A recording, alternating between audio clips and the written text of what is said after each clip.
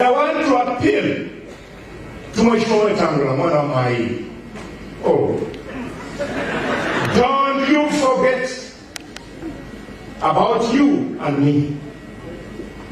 The same people who didn't want you to be pronounced president. The same people, Mheshimiwa Wetangula, who removed you as a leader in the Senate, replacing you with children we even don't know.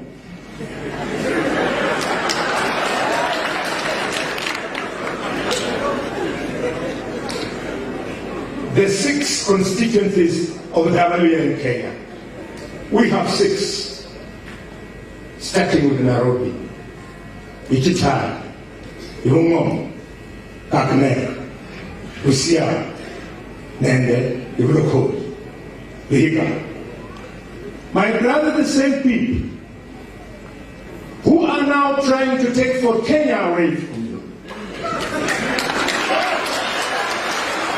Hawa Mheshimiwa Wetangula ndio wale wanaungana na Mheshimiwa President.